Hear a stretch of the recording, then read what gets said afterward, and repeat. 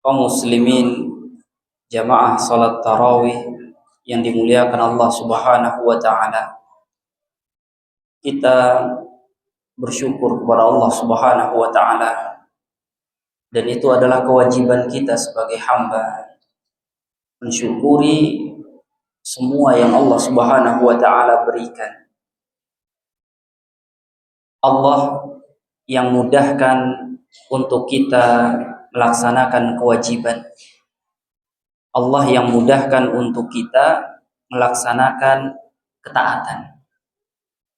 Kalau bukan bantuan Allah, kalau bukan pertolongan Allah, tidak ada orang yang mampu melaksanakan apa yang Allah Subhanahu wa taala perintahkan. Kita juga bersyukur kepada Allah Subhanahu wa taala yang membimbing kita kepada hidayah, yang membimbing kita melaksanakan ketakwaan. Kita bersyukur kepada Allah juga yang menutup dari kita pintu-pintu keburukan, menutup dari mata kita keburukan, menutup dari telinga kita keburukan, sehingga kita tidak melakukan keburukan dengan tangan, sehingga kita tidak melangkah kepada tempat-tempat yang buruk, sehingga hati kita pun tidak pernah berpikir untuk melaksanakannya. Ini adalah karunia dari Allah Subhanahu wa taala yang sangat agung, yang sangat mulia, yang sangat besar. Kaum muslimin jamaah salat tarawih yang dimuliakan Allah Subhanahu wa taala, sebuah hadis yang diriwayatkan Imam Muslim dari sahabat yang mulia Muawiyah radhiyallahu anhu. Suatu saat Rasulullah sallallahu alaihi wasallam masuk ke masjid. Kemudian mendapati beberapa sahabatnya duduk di masjid. Nabi bertanya, "Ma ajlasakum?" Apa yang membuat kalian duduk di masjid? Para sahabat menyatakan, "Natadzakar wa ma an'amallahu bihi." Natadzakar anil Islam.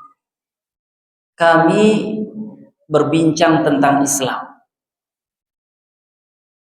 dan segala nikmat yang Allah Subhanahu wa taala berikan semenjak kami masuk Islam.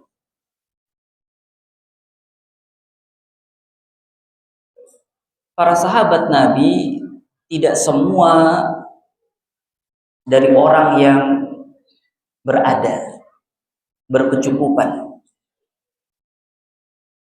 Sebahagian orang lemah, sebahagian budak yang dimerdekakan. Maka mereka berkumpul di masjid, berbincang tentang Islam dan segala nikmat yang mereka dapatkan tatkala mereka masuk Islam.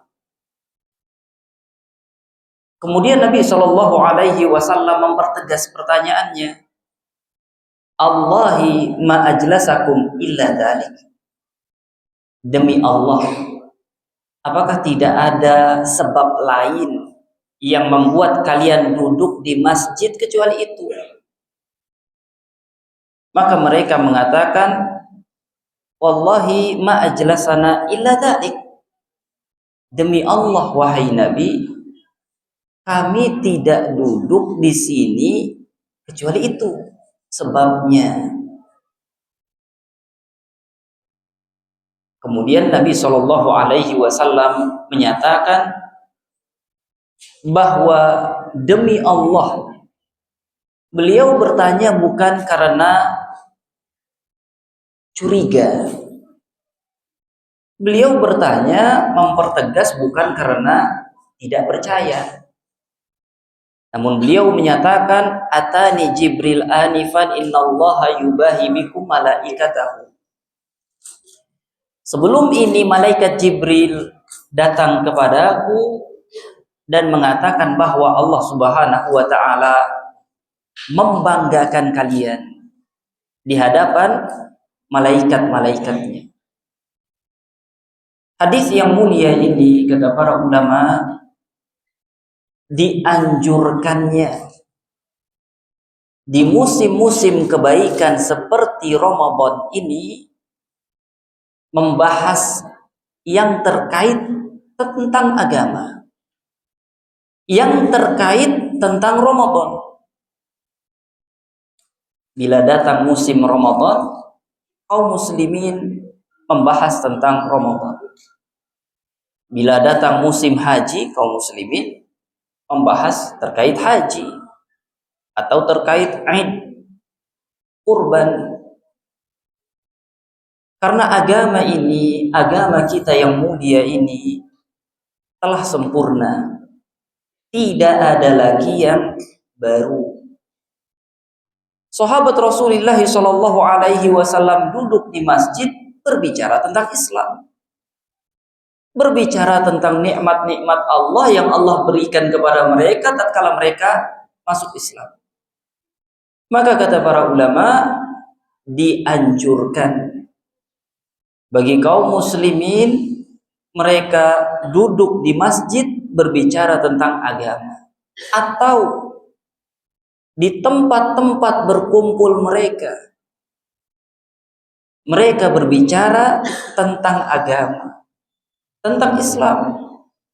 Karena Allah Subhanahu wa taala akan membanggakan di hadapan para malaikatnya.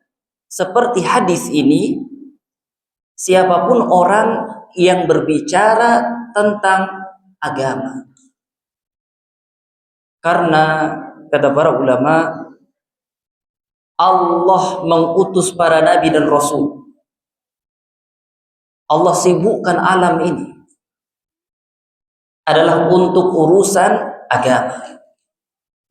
Walaqad ba'atsna fi kulli ummatin rasulan an ibudullaha wajtanibut taghut. Kami utus setiap nabi dan rasul kepada setiap umat untuk mengajarkan agama, agar mereka mengabdi kepada Allah saja dan mereka tinggalkan segala bentuk berhala-berhala taghut. Bagaimana mungkin seorang hamba bisa mengabdi kepada Allah dengan baik dan benar kalau tidak dibahas syariatnya, kalau tidak dibahas kembali apa yang Nabi Shallallahu Alaihi Wasallam perintahkan terkait kewajiban hamba di bulan Ramadan. Kata Imam Ibnu Qudamah Ahmad bin Abdurrahman yang hidup di abad ke-7 di dalam Mukhtasar Minhajil Qasidin,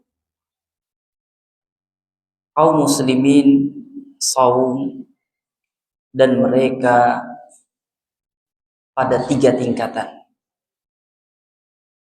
Ini penilaian beliau. Ini penilaian ulama.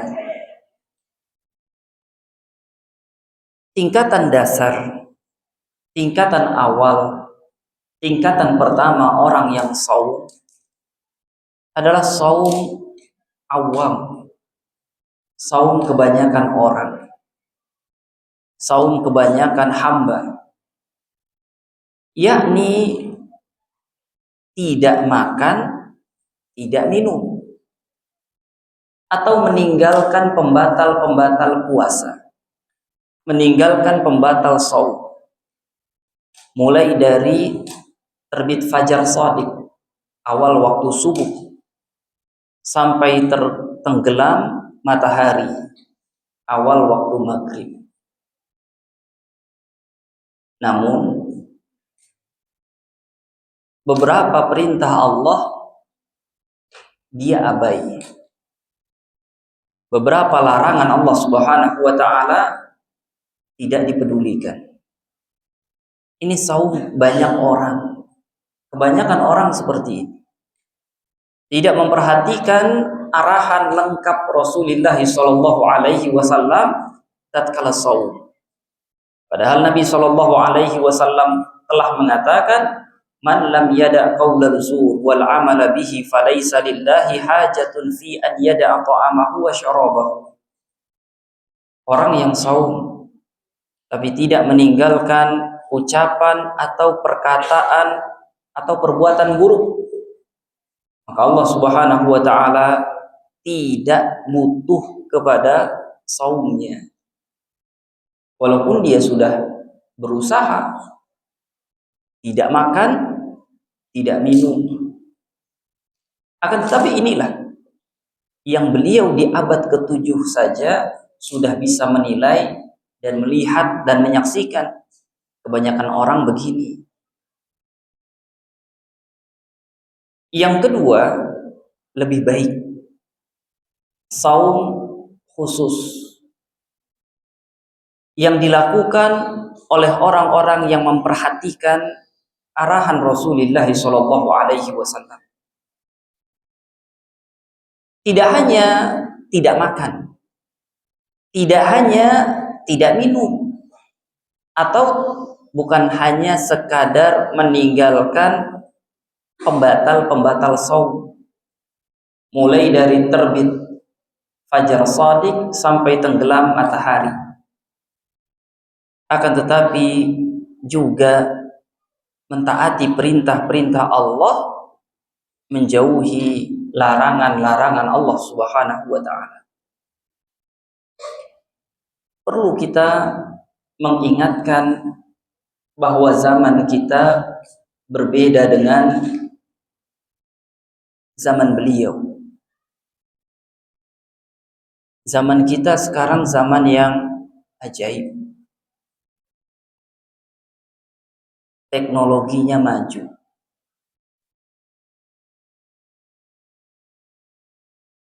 Dulu kita pernah melihat zaman untuk mengetahui berita, seseorang harus membeli koran. Kini tidak.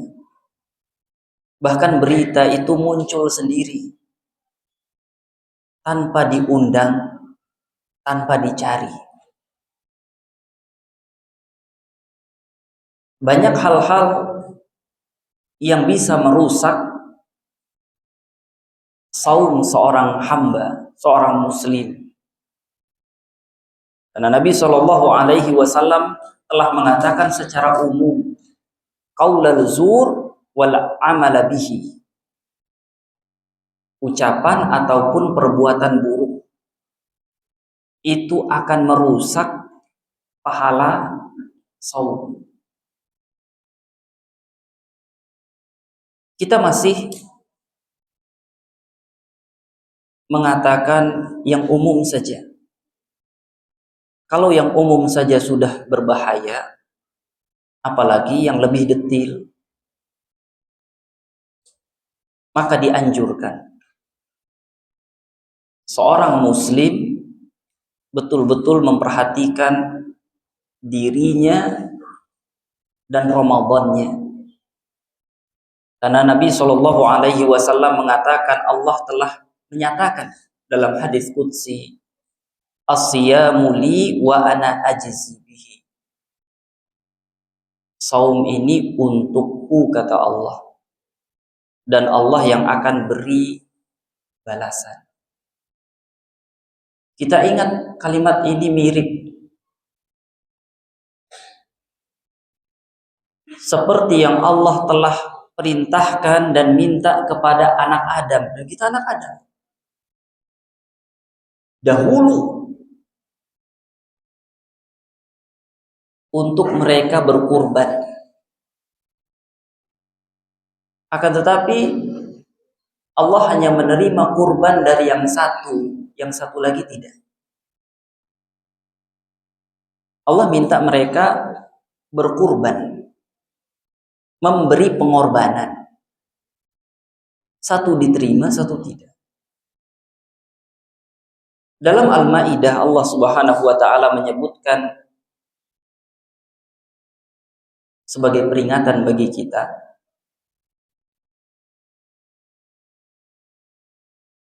Satu sebagai peternak. Tatkala Allah Subhanahu wa taala memerintahkan berkurban, dia siapkan ternak yang thayyib, yang baik, yang bagus. Karena kata Nabi, innallaha thayyib la yaqbalu illa thayyiban. Allah thayyib, tidak menerima kecuali dari yang thayyib. Innallaha jamil yuhibbul jamal. Allah Maha Indah, tidak menerima kecuali dari yang bagus. Yang satu lagi bertani. Kita tidak berbicara tentang peternak atau petani. Yang satu lagi bertani. Tapi dia pilih tanaman yang akan layu sebagai kurban untuk Allah Subhanahu wa taala. Tentu Allah menerima dari yang baik, tidak akan menerima dari yang buruk. Itu anak Adam tatkala awal diminta berkurban. Sekarang terkait saum, Allah menyatakan demikian. Saum itu untukku dan aku yang akan beri dia balasan. Saum ini untuk Allah, kita saum lillahi ta'ala. Lalu apa layak Muslim dia persembahkan kepada Rabbul Alamin saum yang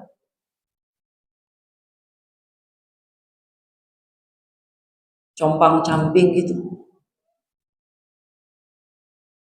Di bulan saumnya, di hari saumnya, ini perbuatan buruk dilakukan, ini perkataan buruk dilakukan, ini yang buruk-buruk dia lihat, yang tidak baik dia dengar, perintah-perintah abai. Itu kan ibarat pakaian compang-camping, robek-robek. Kita saja tidak mau diberi hadiah baju compang-camping. Bagaimana seorang muslim memberikan saum untuk Allah Subhanahu wa taala? Karena Allah katakan demikian. Tapi yang tidak elok, yang tidak baik, kan sungguh tidak layak. Maka hendaknya setiap muslim di hari Ramadannya, di bulan Ramadannya, dia perhatikan dirinya dan perhatikan saumnya. Karena kita di zaman yang ajaib. Terkadang kita tidak cari dia muncul. Maka kita akan diberi kecerdasan oleh Allah Subhanahu wa taala. Tentu kita pandai memanage diri agar tidak dekat-dekat dengan yang bisa merusak saum. Apa pantas kita berikan kepada Allah Subhanahu wa taala, ini saum saya. Tapi yang layu-layu, yang busuk-busuk. Atau kita ingin seperti anak Adam yang telah menyiapkan hewan yang thayyib untuk dipersembahkan kepada Allah Subhanahu wa taala. Yang ketiga, kata Imam Ibnu Qudamah, saum yang lebih khusus lagi. Lebih khusus dari yang khusus. Dia bukan hanya meninggalkan pembatal-pembatal saum. Dia bukan hanya melaksanakan perintah Allah, bukan hanya meninggalkan larangan Allah di bulan saum, tapi juga sampai ke hati dan pikirannya. Sekadar untuk berpikir, berhayal, berkeinginan untuk melanggar tidak. Untuk abai Tidak. Inilah kata para ulama yang dimaksud oleh Allah Subhanahu wa taala, la'allakum tattaqun. Agar kalian jadi orang yang bertakwa. Bisa sampai pada pikiran dan hati orang beriman, pikiran orang beriman. Karena Nabi Shallallahu Alaihi Wasallam pernah menyatakan, man hamma bisayyi'atin falam ya'malha kutiba lahu hasanah kamilah. Orang yang hatinya berkeinginan buruk tapi dia batalkan, ini terhitung satu kebaikan sempurna. Dia berkeinginan buruk, dia batalkan. Bukan karena tidak sempat, bukan dia batalkan. Itu keadaan yang tidak mengizinkan. Itu takdir Allah yang tidak izinkan. Bukan karena tidak selera. Ini lain. Hatinya berkeinginan berbuat buruk, tapi dia batalkan. Karena dia ingat pada Allah Subhanahu wa taala, dia timbang lagi urusannya, dan dia takut hukuman Allah Subhanahu wa taala, dan dia malu kepada Allah Subhanahu wa taala, dan dia lebih pilih, saya mau jadi orang baik. Saya mau jadi hamba yang baik. Maka yang seperti ini dapat satu kebaikan. Baginya ditulis satu kebaikan, kata Rasulullah Shallallahu Alaihi Wasallam. Nah, tingkatan ketiga ini yang hatinya bisa dia manage, pikirannya bisa dia kelola. Kita bersinggungan dengan orang-orang Muslim, yang orang-orang Muslim itu adalah orang yang menata hatinya lillahi ta'ala, yang menata pikirannya untuk yang baik-baik. Itu tujuan Rabbul Alamin, mewajibkan saum seperti umat terdahulu diwajibkan saum, agar kalian bertakwa. Dan pada posisi ketiga inilah yang diinginkan oleh Allah Subhanahu wa taala, kata para ulama. Maka kita berusaha, kita mencoba agar Ramadan tahun ini menjadi Ramadan yang baik bagi kita,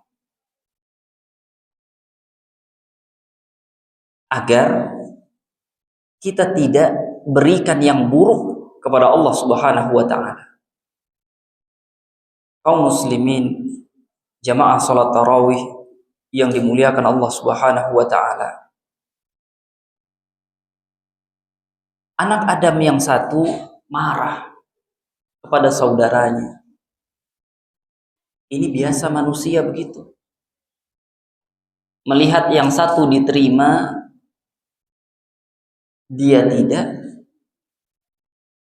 dia marah pada saudaranya. Dia tidak sadarkan diri bahwa yang keliru adalah dirinya. Akhirnya setelah melakukan satu kesalahan, dia tambah lagi kesalahan yang lain. Dirinya salah, tapi itu dia tidak akui. Dia salahkan orang lain. Artinya kalau anak Adam dulu seperti ini, yang seperti ini akan menular pada kita sebagai anak Adam. Kita salah, yang keliru kita. Jangan ditambah lagi dengan kesalahan menyalahkan orang lain. Satu kezaliman akan membuat hidayah tertutup, apalagi ditambah dua kezaliman, makin tertutup dan makin terpuruk.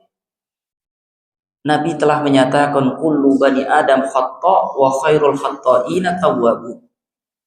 Anak Adam salah, bahkan banyak salah, keliru, bahkan banyak keliru. Yang terbaik yang perbaiki diri.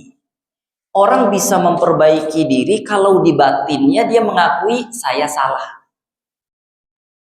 Tapi kalau merasa benar atau menyalahkan orang lain, bagaimana dia bisa perbaiki diri yang seperti ini? Maka ketika di hari Ramadan kita salah, bukan menyalahkan orang lain, bukan menambah kesalahan di atas kesalahan, akan tetapi memperbaiki diri, akan tetapi memperbaiki kondisi. Seseorang dia malu kepada orang lain, maka dia akan menyalahkan orang lain. Dia tidak malu kepada Allah Subhanahu wa taala. Orang yang malu kepada Allah tidak masalah hari ini dia salah, karena dia akan perbaiki diri. Tidak masalah apa kata orang, yang penting jangan apa kata Allah dia buruk. Maka kita mulai Ramadan harus begitu. Apapun yang terjadi, setelah seorang hamba berupaya untuk baik, menyiapkan yang terbaik di Ramadan, lalu dia keliru. Kalau anak-anak biasanya dimarahi, lalu dia dimarahi. Jangan dia merasa ya udah saya terus aja begini, udah salah satu tanggung sampai 1 bulan penuh salah saja. Jangan begitu. Salah 1 hari, hari berikutnya jangan salah lagi. Itu namanya memperbaiki diri. Dan Nabi Shallallahu Alaihi Wasallam mengatakan, innamal a'malu bil khawatim. Amal itu dinilai akhirnya. Akhirnya baik berarti ada perbaikan. Dan husnul khatimah namanya. Tapi kalau dia teruskan saja larut dalam kesalahan, ini mah su'ul khatimah. Dan ini yang tidak baik. Kalau dia mengatakan, saya mulai Ramadan berikutnya, itu namanya bujukan syaitan. Dan Ramadan berikutnya, syaitan akan siapkan yang lebih lagi untuk dirinya. Maka menunda-nunda perbaikan diri, langkah syaitan. Menuruti itu, menuruti langkah syaitan. Mungkin ini tarzib Ramadan di hari kedua masuk ketiga. Bila ada hal yang perlu kita diskusikan, silahkan.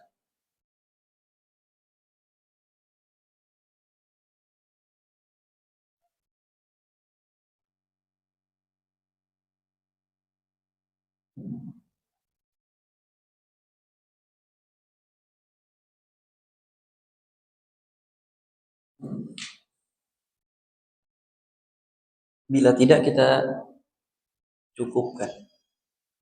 Khawatir memberatkan sebetulnya.